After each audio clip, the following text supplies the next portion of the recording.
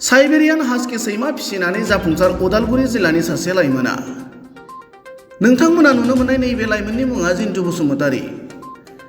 उदालगुरि जिल्ला सिंनि बैग्रिगुरि गामिनि गोजौ सोलोंथाइ लानाय जिन्टु बसुमतारीया BBM आरो MBA खालामखांनायनि उनावबो सोरखारि साख्रिखौ आसा खालामाजासे सैमा फिसिनानै जाफुंसार जानो हानाय बाथ्राखौ फोरमायनायजों लोगोसे गावनि सैमा फिसिनाय गोसो जानाय एबा माबोरै जागायजेनदोंमोन बेनि सोमोन्दै खौरांगिरिनि सिगाङाव गुवारै फोरमायो।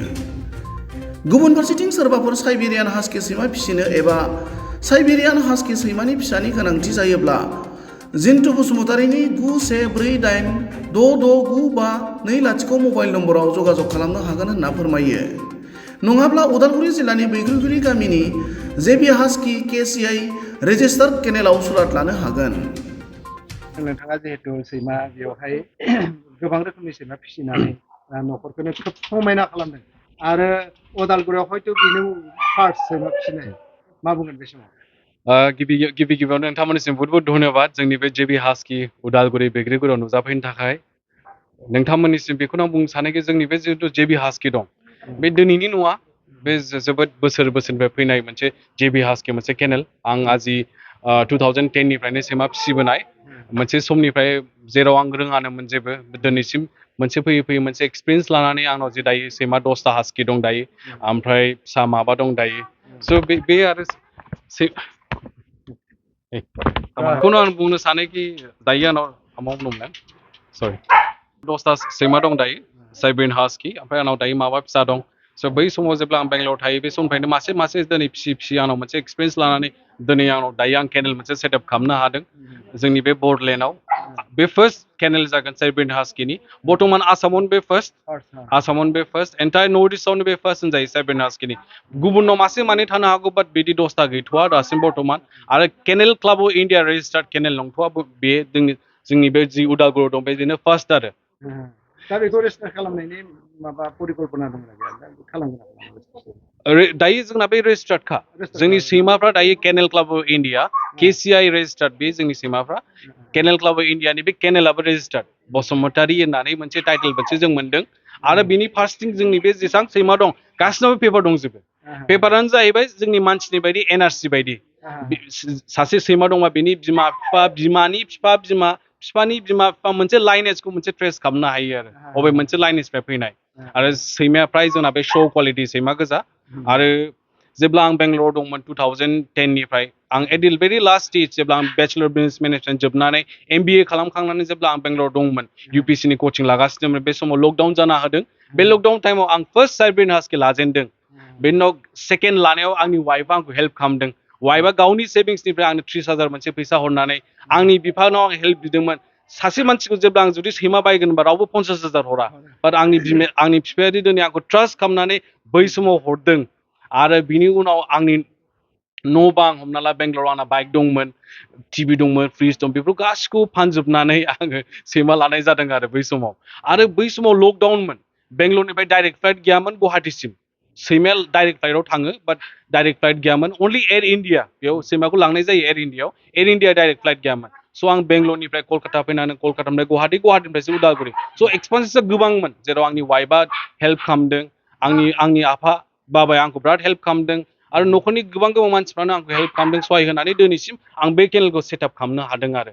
मोनसे फिसा रुम लुनायनिफ्राय आं दिनै बेखौ लुनो हादों, बैखौ लुनो हादों। बे खेबसेनो सानसेनो जायाखै, बाट लासै लासै आवगायलांनायजों जादों।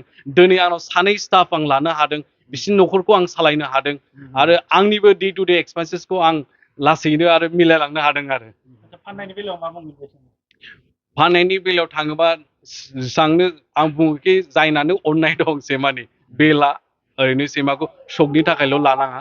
जुदि सैमाखौ मोजां मोनथारोबा बिदि मानसिया सैमाखौ लानो हागोन। बायनायनि बेलायाव आं बुङोखि सैमा मासेया हास्किया नर्मेलि सैमाना एक्चुअलि दाम गैया रेटआ। बेंगलर बायदि जायगायाव सोरबा सासे मानसिया 2 कोटि होनानैबो सैमा लादों, बिदिबो दं। बाट जोंनि बे दायो बर्थमान जि उदालगुरि दं बे साइबेरियान हास्किया 35, 40, 50,000 थांदों। बेंगलर, मुम्बाइ बायदि जायगायाव दिनै 80,000 हरनो हादों आं। पुणे बायदि जायगायावबो आं हरनो हादों 70,000। दिनै भुटान थिम्पुआव थांदों। आरो जोंनि नर्थ इस्ट बुंनो थाङोबा अरुणाचल होन, नागालेण्ड होन, मेघालयनिफ्राय उदालगुरियाव फैबाय थायो। सानना नाय, उदालगुरि बायदि जोंनि बे जायगायाव गुवाहाटीनिफ्राय दैलि फैबाय थायो, मेघालयनिफ्राय फैयो, अरुणाचलनिफ्राय फैदों जोंनि बे उदालगुरि जायगायाव। सैमा मासे लांफैनो जोंनि बे उदालगुरिखौ सिनायनायबो जाहैबाय आरो जाहोनायनि बेलायाव मारै जाय बिथांमोना सैमाखौ लांगोन बिनि उनाव जाहोनायनि बेलायाव माबायदि जागोन जाहोनायनि बेलायानो जाहैबाय मोननै टाइपनि जाहोनो हायो मोनसे प्रिजार्भेटिभ मोनसे नन प्रिजार्भेटिभ प्रिजार्भेटिभआनो जाहैबाय बै पेकेटनि जाग्रा मुवायानो जाबाय मस्टलि जाय मानसिया मिथियो बे पेडिग्री होननायखौ मिथियो पेडिग्रीनो रयेल केनेन हो आरो NND होन गोबां जाग्रा मुवा दं सैमानाव पेकेट फुडा आरो थाङोबा नन प्रिजार्भेटिभआ जाहैबाय न'नि जाग्रायानो जाहैबाय सिम्पल एकदम सिम्पल डाइट ओंखाम एसे जोगोनार ओमफ्राय गाजर बेदरजों बयल खालामदो हालदै एसे होफादो दावदै दैसे होदो बे सिम्पल हम डाइट होनो हायो आरो गोदोनि स्टाइलबा ओंखाम जों जाखोन्दा बेदरखौ डाइरेक्ट लगायनानै होबाय बाट आजिखालि नों जुदि साबसिन सैमाखौ जुदि फिसिलांनो गोसोबा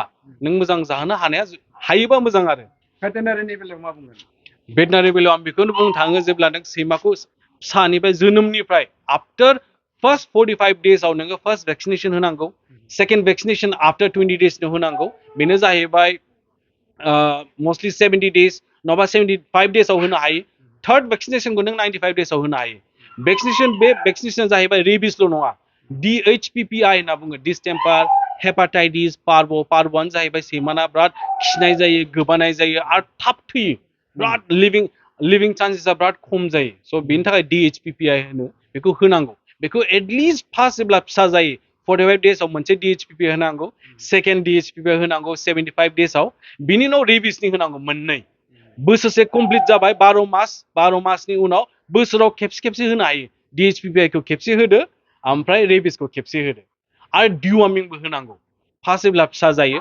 30 डेजआव फार्स्ट डिवार्मिंखौ होदो डिवार्मिं माने फिलौनि मुलि फिसा समाव मोदोमनि वेटखौ सुनानै बेसेबां वेट जादों बिनि सायाव फिलौनि मुलिखौ होनाय जायो फार्स्ट फिसा एसे गोरलैयाव लिकुइडखौ होयो ओमफ्राय एभ्रि मान्थ 6 माससिम एभ्रि मान्थआव होनाय जायो 6 मासनि उनाव एभ्रि 3 मान्थस फिलौनि मुलिखौ होनांगौ 10 केजि जानायनि उनाव टेब्लेट होनांगौ फिलौनि मुलिया बे आरो सोरबाफोर लांनो फैबा माबायदि कन्टेक्ट खालामो सोरबाफोर लांनो जुदि फैयोबा सैमानि फारसे जुदि अननाय दंबा मोजां मोननाय दंबा आरो लांनो गोसोबा JB हास्की फेसबुकाव सार्च खालामनो हागोन JB हास्की इन्स्टाग्रामाव सार्च खालामनो हागोन JB हास्की इउटुबाव सार्च खालामनो हागोन आरो आंनिबो फन नाम्बार लानो हागोन 9148669520 आंखौ डाइरेक्टलि कल खालामनो हागोन वाट्सएपबो खालामनो हागोन थेंक इउ बेबायदि समाव मोनसे सोंनो जिहेतु गोबां दिन्थिफुंनायनि सायाव सोरबा बायदिसिना लांफेरदों नामा बिदिथ' लांनाय जायाखै जोबोद गोसो दं ओरैनोथ' आं सैमानि श' जायो केनेल क्लाब इण्डिया बुङो KCI रेजिस्टार्ड श'आ जाबाय थायो अल अभार इण्डिया बिदि श' जायो जोंनि गुवाहाटियावबो लास्ट इयाराव श' जादोंमोन जोंनि सामार होनायखौ जों लांदोंमोन सामारा देरहाबोदों जोंना बेस्ट अफ ब्रिड जाबोदों जोंना बेस्ट अफ श' जाबोदों सामारा बेबायदि आरो गोबां अल अभार इण्डिया लेभेलाव श' जायो सैमानि स' जों फ्लाइट खरस ट्रेन्सपर्टेसन खरस खालामनानै जुदि लांनो हायोबा सैमाया ट्रफि देरहाबोयो आरो सैमाया मोनसे चेम्पियनशिप मोनसे टाइटेला देरहाबोयो आरो बिदि जायोबा सैमानि भेलुआ बारायो आरो बिदिनो सैमाना भेलु बारायनायजों दामाबो बारायलाङो आरो दा लकेलि जुदि एक्जिबिसनफोराव जुदि लांनो नांगौब्ला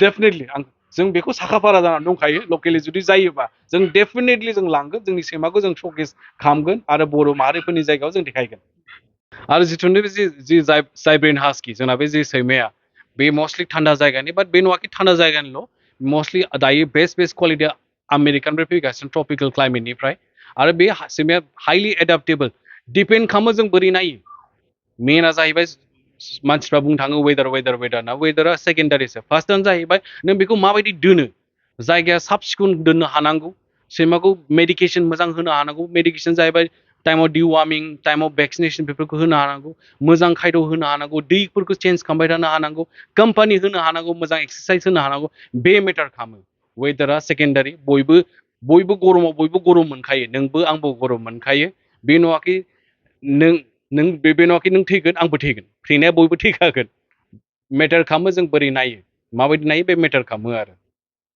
थेंक इउ